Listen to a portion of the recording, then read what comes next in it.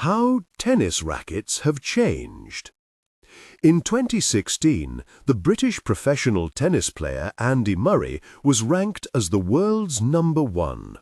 It was an incredible achievement by any standard, made even more remarkable by the fact that he did this during a period considered to be one of the strongest in the sport's history, competing against the likes of Rafael Nadal, Roger Federer, and Novak Djokovic, to name just a few. Yet 5 years previously, he had been regarded as a talented outsider who entered but never won the major tournaments. Of the changes that account for this transformation, one was visible and widely publicized.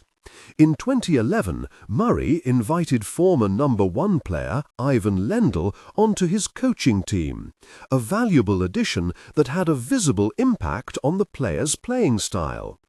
Another change was so subtle as to pass more or less unnoticed. Like many players, Murray has long preferred a racket that consists of 2 types of string, one for the mains, verticals, and another for the crosses, horizontals.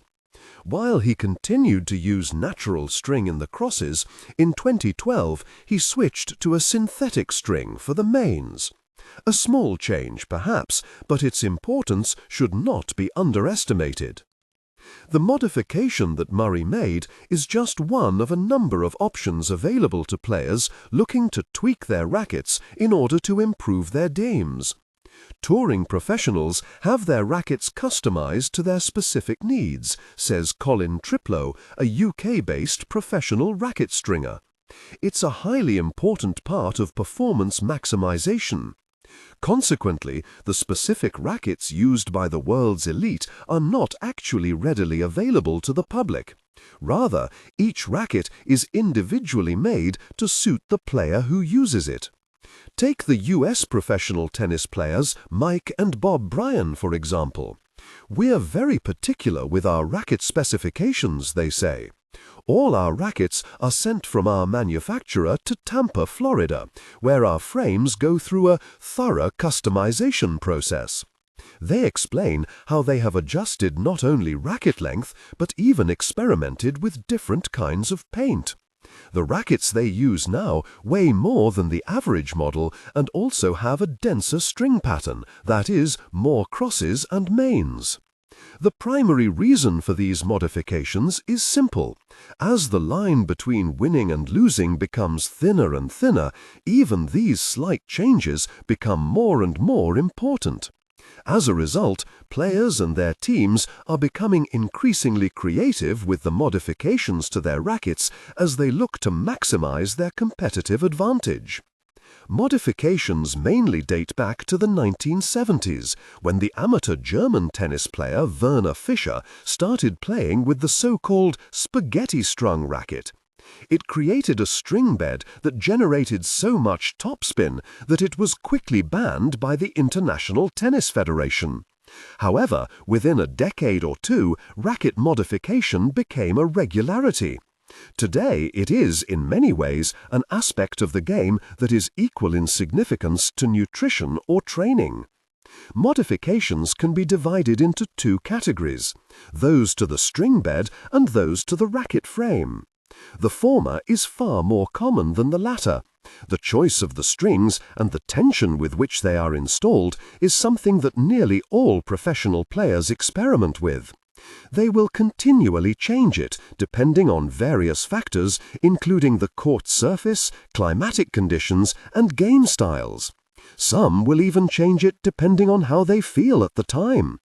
At one time, all tennis rackets were strung with natural gut, made from the outer layer of sheep or cow intestines. This all changed in the early 1990s with the development of synthetic strings that were cheaper and more durable.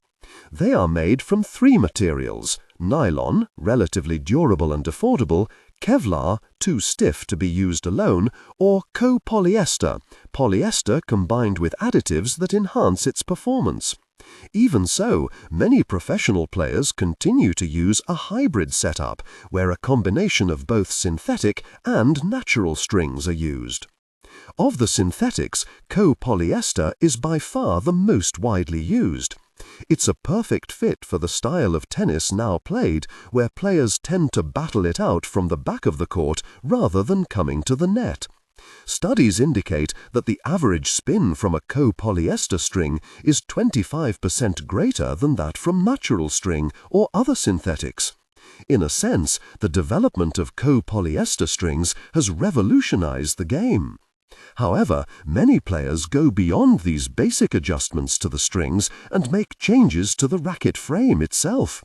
For example, much of the serving power of US professional player Pete Sampras was attributed to the addition of 4 to 5 lead weights onto his rackets. And today, many professionals have the weight adjusted during the manufacturing process. Other changes to the frame involve the handle.